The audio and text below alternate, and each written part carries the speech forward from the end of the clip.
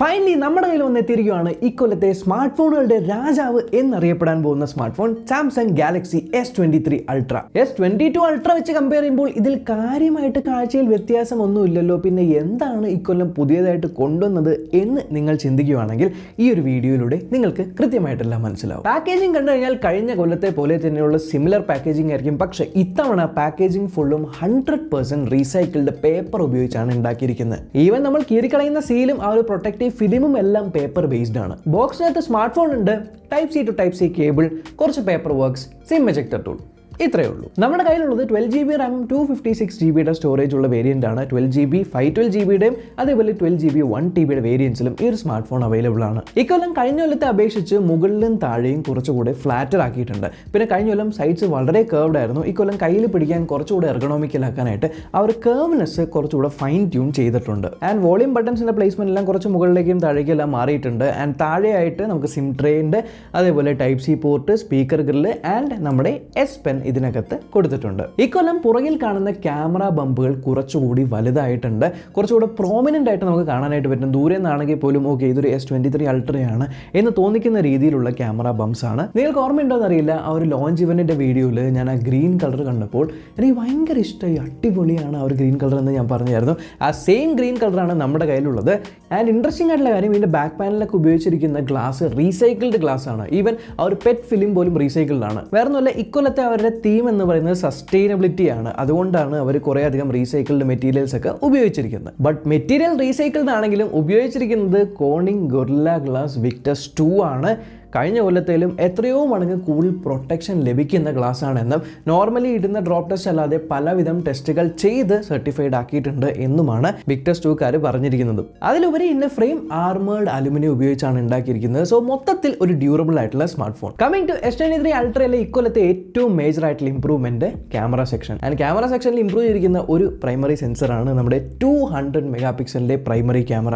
f1.7 ഉള്ള ഒരു super quad pixel auto focus ഉള്ള ക്യാമറയാണ്.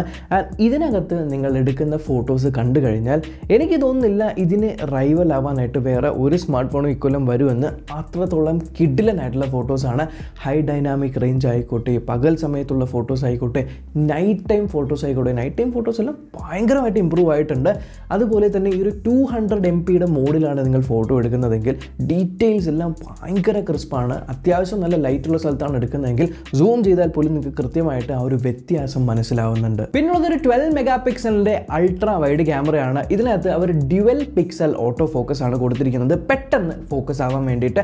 ആൻഡ് അൾട്രാ വൈഡ് ക്യാമറയിലും യാതൊരു കോംപ്രമൈസും ഇല്ലാത്ത ഫോട്ടോസ് തന്നെയാണ് എടുക്കാനായിട്ട് പറ്റുന്നത്. ഞാൻ കുറച്ച് ഫോട്ടോ സാമ്പിൾസ് എല്ലാം നിങ്ങൾക്ക് കാണിച്ചു തരാം. പിന്നുള്ളത് നമുക്ക് പോർട്രേറ്റ് ഫോട്ടോസ് എടുക്കാൻ പറ്റുന്ന ഒരു 3 ടൈംസ് ഒപ്റ്റിക്കൽ സൂം ഉള്ള 10 മെഗാപിക്സലിന്റെ ക്യാമറയാണ്. ഇതിനകത്തും അവർ ഡ്യുവൽ പിക്സൽ ഓട്ടോ ഫോക്കസ് കൊടുത്തിട്ടുണ്ട്. വളരെ നല്ല പോർട്രേറ്റ് ഫോട്ടോസ് ആണ്. ഇപ്രാവശ്യം ആ ഒരു എഡ്ജ് ഡിറ്റക്ഷനും ഹെയർ ലൈൻ ഡിറ്റക്ഷനും എല്ലാം എങ്ങനെയാണെന്നറിയില്ല ഇത്ര അടിപൊളിയായിട്ട് ഇമ്പ്രൂവ് ചെയ്തിരിക്കുന്നതെന്ന്. എന്താ പറയുക, ഒരു സിനാരിയോയിൽ പോലും ആ ഒരു എഡ്ജ് ഡിറ്റക്ഷനൊക്കെ പാളിപ്പോകുന്നതായിട്ട് കണ്ടില്ല. മേ ബി ഇത്തവണ അവർ കൊണ്ടുവന്നിരിക്കുന്ന സ്റ്റീരിയോ ഡെപ്ത് മാപ്പും കാര്യങ്ങളൊക്കെ കൊണ്ടായിരിക്കാം. കൊള്ളാം, കിടിലനാണ്. പിന്നുള്ളത് ഒരു 10 ടൈംസ് ഒപ്റ്റിക്കൽ സൂം ഉള്ള ടെലിഫോട്ടോ ലെൻസ് ആണ്. 10 മെഗാപിക്സലിന്റെ ക്യാമറ തന്നെയാണ്. ഇതിനകത്തും നിങ്ങൾക്ക് ഡ്യുവൽ പിക്സൽ ഓട്ടോ ഫോക്കസ് ലഭിക്കുന്നുണ്ട്. ഇതുകൊണ്ട് സൂം ചെയ്തിട്ടുള്ള ഫോട്ടോസും കാര്യങ്ങളെല്ലാം കാണിച്ചു തരാം. നൈറ്റ് ടൈമിലാണെങ്കിൽ പോലും നമ്മൾ ദൂരെ സൂം ചെയ്യുന്ന സമയത്ത് കൃത്യമായിട്ട് എഴുതിയിരിക്കുന്നത് വരെ വായിക്കാൻ പറ്റുന്ന രീതിയിൽ സൂം ആവുന്നുണ്ട്. പ്ലസ് ഇതിനകത്ത് 100x സ്പേസ് സൂം ഉണ്ട്. നമുക്ക് ചന്ദ്രനെയൊക്കെ ഫോട്ടോ എടുക്കാനായിട്ട് പറ്റും. ഞാനും എടുത്തു നോക്കി ചന്ദ്രനെ അത് ഇത്തരത്തിൽ കാണാനായിട്ട് പറ്റും. പിന്നെ ഫോക്കസ് ഒട്ടും പാളിപ്പോവാതിരിക്കാനായിട്ട് ഒരു ലേസർ ഓട്ടോ ഫോക്കസും കൂടെ അവിടെ കൊടുത്തിട്ടുണ്ട്. ആൻഡ് ഒരു ഫ്ലാഷുമാണ് ഉള്ളത്. ഇത്തവണ ഉണ്ടല്ലോ വീഡിയോസ് വേറെ ലെവലായിട്ടുണ്ട്. അതായത് കഴിഞ്ഞ കൊല്ലം ഒപ്റ്റിക്കൽ ഇമേജ് സ്റ്റെബിലൈസേഷൻ നമുക്ക് ലഭിച്ചിരുന്നുവെങ്കിലും ഇത്തവണ 2 times better optical image stabilisation ആണ്. അതുകൊണ്ട് തന്നെ വീഡിയോസ് എടുക്കുമ്പോൾ വളരെ സ്മൂത്ത് ആയിട്ട്, നടന്നുകൊണ്ടെടുക്കുമ്പോൾ ചെറിയ ഒരു മൈനർ ജെർക്സ് പോലുമില്ല. സ്മൂത്ത് ആയിട്ടുള്ള വീഡിയോ. എന്തിന് നൈറ്റ് ടൈമിൽ വീഡിയോ എടുക്കുമ്പോൾ പോലും ഞാൻ ഒരു വീഡിയോ കാണിച്ചത് ഇത് നൈറ്റ് ടൈമിൽ എടുത്താണ്. ഗ്രെയിൻസ് എന്ന് പറഞ്ഞ കാര്യം കാണുന്ന പോലും ഇല്ല. വളരെ നല്ല രീതിയിൽ മാനേജ് ചെയ്യുന്നുണ്ട്. പ്ലസ് ഇതിനകത്ത് ഇത്തവണ ഫൈനലി യൂസ് ചെയ്യാൻ പറ്റുന്ന ഒരു 8K റെസൊല്യൂഷനിലുള്ള 30 FPS വീഡിയോ മോഡ് കൊണ്ടുവന്നിട്ടുണ്ട്. മൊത്തത്തിൽ വീഡിയോഗ്രാഫിയിൽ ഈ കഴിഞ്ഞ കൊല്ലത്തേക്കാളും എത്രയോ നല്ല ഇമ്പ്രൂവ്മെന്റ് കൊണ്ടുവന്നിട്ടുണ്ട്. പക്ഷേ നമ്മളെല്ലാവരും ചിന്തിപ്പിക്കുന്ന ഒരു കാര്യമാണ് സെൽഫി ക്യാമറ 12 മെഗാ പിക്സലുള്ളൂ, കഴിഞ്ഞ കൊല്ലം ഉണ്ടായതിലും എന്തുകൊണ്ടാണ് ഇപ്രാവശ്യം കുറച്ചത് എന്ന് നിങ്ങൾക്ക് തോന്നുന്നുണ്ടെങ്കിൽ ആക്ച്വലി പെർഫോമൻസ് വൈസ് കഴിഞ്ഞ കൊല്ലത്തേക്കാളും ഇരട്ടി ആയിട്ടുണ്ട് എന്ന് തന്നെ പറയാം. ഈ ഒരു 12 മെഗാ പിക്സലിൻ്റെ ഇത് ഡ്യുവൽ പിക്സൽ ഓട്ടോ ഫോക്കസ് ഉള്ള ക്യാമറയാണ്. ആൻഡ് ഇതിൽ എടുത്തിരിക്കുന്ന സെൽഫീസ് കണ്ടു കഴിഞ്ഞാൽ മനസ്സിലാവും കൃത്യമായിട്ടുള്ള ആ ഒരു ടെക്സ്ചേഴ്സും കൃത്യമായിട്ടുള്ള കളർ റിപ്രൊഡക്ഷനും എന്തിന് ബൊക്കേസ് അല്ലെങ്കിൽ പോർട്രേറ്റ് മോഡ് എഡ്ജ് ഡിറ്റക്ഷൻ വരെയും സൂപ്പർ ആയിട്ടുണ്ട്. ആൻഡ് അതുപോലെ സെൽഫീസ് ഞാൻ നൈറ്റ് ടൈമിൽ എടുത്ത് നോക്കി, നൈറ്റ് ടൈം സെൽഫീസ് പോലും കിഡിലനായിട്ട് ഇപ്രാവശ്യം വരുന്നുണ്ട് എന്നുള്ളതാണ്. നൈറ്റ് ടൈം സെൽഫീസ് എന്തിന്, നൈറ്റ് ടൈമിൽ ഫ്രണ്ട് ക്യാമറയിൽ വീഡിയോ എടുക്കുമ്പോൾ പോലും ഗ്രെയിൻസും കാര്യങ്ങളൊക്കെ കുറവാണ്, നല്ല രീതിയിൽ എക്സ്പോഷറൊക്കെ അഡ്ജസ്റ്റ് ചെയ്യുന്നുണ്ട്. യൂസബിൾ ആയിട്ടുള്ള ഒരു front camera even for night vlogging. പിന്നെ പോർട്രേറ്റ് മോഡിൽ അവർ ഒബ്ജക്റ്റ് അവെയർ എഞ്ചിൻ അതേപോലെ സ്റ്റീരിയോ ഡെപ്ത് മാപ്പും കാര്യങ്ങളൊക്കെ കൊണ്ടുവന്നിട്ടുണ്ട് എന്നുള്ളതുകൊണ്ട് ഈ എയുടെ സഹായത്തിൽ കുറച്ചുകൂടെ ബെറ്റർ ലുക്കിംഗ് ആയിട്ടുള്ള ഫോട്ടോസ് ഈവൻ നൈറ്റ് ടൈമിൽ പോലും പോർട്രേറ്റ്സ് നല്ല രീതിയിൽ ഇത് ഇങ്ങനെയുള്ളത് എടുക്കാനായിട്ട് പറ്റും എന്നുള്ളതാണ്. ശരിയാണ്, വെളിച്ചം കുറവായതുകൊണ്ട് തന്നെ ഡീറ്റെയിലിംഗ് ചിലപ്പോൾ കുറവായിരിക്കാം, പക്ഷേ എഡ്ജ് ഡിറ്റക്ഷൻ ഒക്കെ കൃത്യമായിട്ട് ചെയ്യുന്നുണ്ട് എന്നുള്ളതാണ്. പിന്നെ അതുപോലെ നിങ്ങൾ മെയിൻ ക്യാമറയിൽ ആ ഒരു യൂസർ ഇന്റർഫേസ് നോക്കിക്കഴിഞ്ഞാൽ മുകളിൽ 4:3 എന്ന് കാണാം. അത് നോർമലുള്ള 12 മെഗാ പിക്സലാണ്. നിങ്ങൾക്ക് ഇതിൽ അഡാപ്റ്റീവ് പിക്സൽസിൽ ഫോട്ടോസ് എടുക്കാൻ പറ്റും. 12 മെഗാ പിക്സലിലും 50 മെഗാ പിക്സലിലും 200 മെഗാ പിക്സലിലും ഫോട്ടോ എടുക്കാനായിട്ട് പറ്റും. ആൻഡ് സിഗ്നിഫിക്കൻ്റ് ആയിട്ട് വ്യത്യാസങ്ങളുണ്ട് 3 മോഡിൽ ഫോട്ടോ എടുക്കുമ്പോഴും. ആൻഡ് റോ ഫോട്ടോസ് എടുക്കാനായിട്ട് താല്പര്യമുള്ളവർക്ക് എക്സ്പേർട്ട് റോ എന്ന് പറഞ്ഞ സെപ്പറേറ്റ് ആയിട്ടുള്ള ഒരു ആപ്ലിക്കേഷനും കൂടിയുണ്ട്. അതിലൂടെ റോ ഫോട്ടോസ് എടുക്കാം എന്ന് മാത്രമല്ല ആസ്ട്രോ ഫോട്ടോഗ്രാഫിക്ക് നിങ്ങൾക്ക് ഇത് യൂസ് ചെയ്യാനായിട്ട് പറ്റും. പിന്നെ ഇത്തവണ അവർ ഇംപ്രൂവ് ചെയ്തിരിക്കുന്നത് പെർഫോമൻസിൻ്റെ സൈഡിലാണ്. ഇക്കൊല്ലം ഇതിൽ കൊടുത്തിരിക്കുന്നത് സ്നാപ്ഡ്രാഗൺ 8 Gen 2 പ്രോസറാണ്. പക്ഷേ ഇത് മെയ്ഡ് ഫോർ ഗാലക്സി എന്ന് പറഞ്ഞ സാംസങ്ങും ക്വാൽകോമും ആയിട്ടുള്ള കൊളാബറേഷനിൽ ഉണ്ടാക്കിയിരിക്കുന്ന കസ്റ്റമൈസ്ഡ് ചിപ്പാണ്. ആൻഡ് ഈ ചിപ്പ് എത്രത്തോളം ഒപ്റ്റിമൈസ്ഡ് ആണ് എന്നുള്ളത് ഞാൻ കുറച്ച് നാളായിട്ട് S23 യൂസ് ചെയ്യുന്നതുകൊണ്ട് എനിക്ക് മനസ്സിലായി. S23 അൾട്ര എൻ്റെ കയ്യിൽ കിട്ടിയിട്ട് ആകെ 2 ദിവസമേ ആയിട്ടുള്ളൂ. പക്ഷേ ആ ഒരു എക്സ്പീരിയൻസിൽ പോലും പറയാനായിട്ട് പറ്റും ഒരു രക്ഷയില്ലാത്ത പെർഫോമൻസ്, ഒരു രക്ഷയില്ലാത്ത ബാറ്ററി ബാക്കപ്പും ലഭിക്കുന്നുണ്ട്.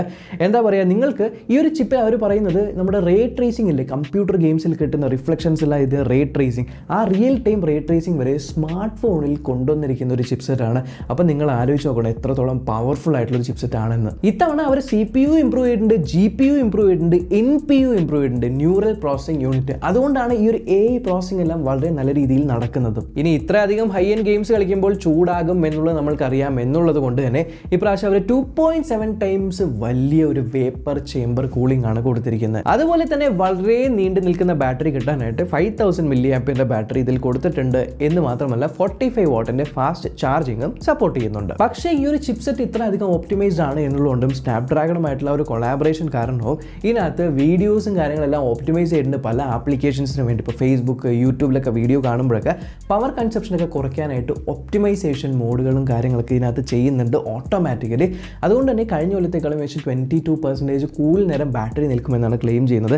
ഡീറ്റെയിൽഡ് ആയിട്ട് ബാറ്ററിയുടെ കാര്യങ്ങളൊക്കെ നമ്മൾ റിവ്യൂ വീഡിയോയിൽ പറയുന്നതായിരിക്കും, കാരണം 2 days കൊണ്ട് എനിക്ക് ജഡ്ജ് ചെയ്യാനായിട്ട് പറ്റില്ല. എന്തായാലും 1 day ഫുള്ള് ബാറ്ററി നിൽക്കുന്നുണ്ട്. ഇനി കമ്മിങ് ടു ഈ ഒരു സ്മാർട്ട് ഫോണിൻ്റെ ഡിസ്പ്ലേ കഴിഞ്ഞ കൊല്ലത്തേക്കാളും ആ ഒരു കർവ് ചെറിയ രീതിയിലൊന്ന് കുറച്ചിട്ടുണ്ട്. കാരണം S Pen കൊണ്ട് എഴുതുമ്പോൾ സൈഡിലും കൂടി എഴുതാനായിട്ട് വേണ്ടിയിട്ട്. എന്തായാലും ഇതൊരു ഡൈനാമിക് AMOLED 2x ഡിസ്പ്ലേ ആണ്. 6.8 ഇഞ്ചിൻ്റെ ക്വാഡ് HD+ ഡിസ്പ്ലേ. ഇക്കൊല്ലം S23ലുള്ള എല്ലാ സീരീസിലും പീക്ക് ബ്രൈറ്റ്നസ് അവർ ഈക്വൽ ആക്കിയിട്ടുണ്ട്. 1750 നിറ്റ്സിൻ്റെ ഒരു പീക്ക് ബ്രൈറ്റ്നസ് ആണ്. വളരെ ബ്രൈറ്റ് ആയിട്ടുള്ള ഡിസ്പ്ലേ ആണ്. പക്ഷേ ഏറ്റവും അടിപൊളിയായിട്ടുള്ള കാര്യം എന്ന് വെച്ചാൽ ഇതിനകത്ത് അഡാപ്റ്റീവ് വിഷൻ ബൂസ്റ്റർ ഉണ്ട്. കഴിഞ്ഞ കൊല്ലം വിഷൻ ബൂസ്റ്റർ ഉണ്ടായി, ഒന്നിലെ വിഷൻ ബൂസ്റ്റർ ഓൺ ആവും ഇല്ലെങ്കിൽ ഓഫ് ആവും എന്നായിരുന്നു. പക്ഷേ ഇക്കൊല്ലം അഡാപ്റ്റീവ് വിഷൻ ബൂസ്റ്ററിൽ നമ്മൾ എന്താണ് കാണുന്നത് എന്നനുസരിച്ച് ഈ കാണുന്നതിൽ 5000 ലക്സ് ആണെങ്കിൽ ഇത് ലെവൽ 1, 10,000 ലക്സ് ആണെങ്കിൽ ലെവൽ 2, 50,000 ലക്സ് ആണെങ്കിൽ ലെവൽ 3 എന്നുള്ള രീതിയിലുള്ള ഒരു അഡാപ്റ്റീവ് വിഷൻ ബൂസ്റ്ററാണ് കൊടുത്തിരിക്കുന്നത്. വീഡിയോ ക്വാളിറ്റി അല്ലെങ്കിൽ വീഡിയോ കാണുന്ന ആ ഒരു experience software wise out of the box One UI 5.1 ആണ് വരുന്നത്. ആൻഡ് നിങ്ങൾക്ക് എല്ലാവർക്കും അറിയാം One UI 5.1 എന്ന് പറയുന്നത് One UI 5 നിന്ന് മൈനർ ആയിട്ടുള്ള ട്വീക്സും കാര്യങ്ങളൊക്കെ ചെയ്ത് ഒപ്റ്റിമൈസ്ഡ് ആയിട്ടുള്ള ഒരു സോഫ്റ്റ്വെയർ ആണ്. ഈവൻ നമ്മൾ ഗാലറിയിൽ നിന്നൊക്കെ ആപ്പിൾ ഇങ്ങനെ ഒരു ഫോട്ടോ ഒക്കെ തൊട്ട് പിടിച്ച് കഴിഞ്ഞാൽ കട്ടൗട്ടൊക്കെ ചെയ്യാൻ പറ്റുന്ന പരിപാടിക്ക് പ്രാവശ്യം വന്നിട്ടുണ്ട്. പിന്നെ കുറേ അധികം ലോക്ക് സ്ക്രീൻ കസ്റ്റമൈസേഷൻസ് ആൻഡ് അങ്ങനെ ചെറിയ ചെറിയ ഇംപ്രൂവ്മെൻറ്റ്സ്, പ്രത്യേകിച്ചും പെർഫോമൻസ് ഇംപ്രൂവ്മെൻറ്റ്സ് ആണ് കാണാനായിട്ട് പറ്റുന്നത്. ഈ ഒരു S Pen ഉപയോഗിച്ച് നമുക്ക് ഇതിനകത്ത് കുറേ അധികം കാര്യങ്ങൾ ചെയ്യാം. വേണമെങ്കിൽ നമുക്ക് ഇങ്ങനെ ലോക്ക് സ്ക്രീനിൽ നമുക്ക് എഴുതാനായിട്ട് പറ്റും. ഈ ഒരു എയർ ജസ്റ്റ് ജെസ്റ്റേഴ്സ് ഉപയോഗിച്ച് സൂം ചെയ്യാം, ക്യാമറയിൽ സൂം ഔട്ട് ചെയ്യാം, റിമോട്ടായിട്ട് ഫോട്ടോസ് എല്ലാം എടുക്കാനായിട്ട് പറ്റും. ഈവൻ ടെക്സ്റ്റ് ഫീൽഡുകളിലൊക്കെ നമുക്ക് എഴുതിയൊക്കെ സെർച്ച് ചെയ്യാനായിട്ട് പറ്റും. അങ്ങനത്തെ S Penൻ്റെ കുറേയധികം ഫീച്ചേഴ്സ് നമുക്ക് ഈ ഒരു സ്മാർട്ട് ഫോണിൻ്റെ അകത്ത് ലഭിക്കുന്നുണ്ട്. ആൻഡ് S Pen കൊണ്ട് എഴുതുമ്പോൾ നമ്മൾ ആ ഒരു ലേറ്റൻസിയെ ഫീൽ ചെയ്യുന്നില്ല.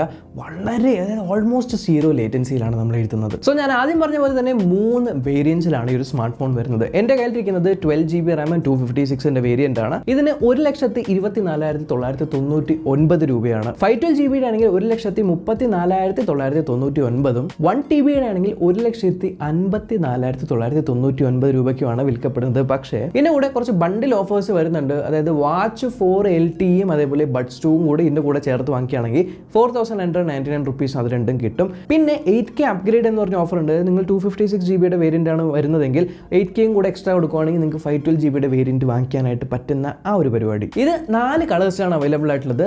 ലൈം ഉണ്ട്, സ്കൈ ബ്ലൂ ഉണ്ട്, ഗ്രാഫൈറ്റ് ഉണ്ട്, റെഡ് ഉണ്ട്. പക്ഷേ എനിക്ക് ഏറ്റവും ഇഷ്ടപ്പെട്ടത് ഈ ഒരു കളറാണ്. എന്തായാലും ഈ ഒരു സ്മാർട്ട് ഫോൺ ഉപയോഗിച്ച ശേഷമുള്ളൊരു ഡീറ്റെയിൽഡ് റിവ്യൂ വൈകാതെ തന്നെ നമ്മൾ ചാനൽ അപ്ലോഡ് ചെയ്യുന്നതായിരിക്കും. സോ അത് കാണാനായിട്ട് ഡെഫിനറ്റ്ലി ചാനൽ സബ്സ്ക്രൈബ് ചെയ്യാൻ തുടർന്ന് ബെല്ലൈക്കൻ ക്ലിക്ക് ചെയ്ത് ഓൾ നോട്ടിഫിക്കേഷൻ എനേബിൾ ചെയ്യാനും മറക്കണ്ട. S23 ലോഞ്ച് ഇവന്റിന്റെ വീഡിയോ ഒരു വെറൈറ്റി ആയിട്ട് ഞാൻ ചെയ്തതാണ്. നിങ്ങൾ കണ്ടിട്ടില്ല എങ്കിൽ ഇവിടെയുണ്ട്, അതൊന്ന് കണ്ടു നോക്കാം കേട്ടോ.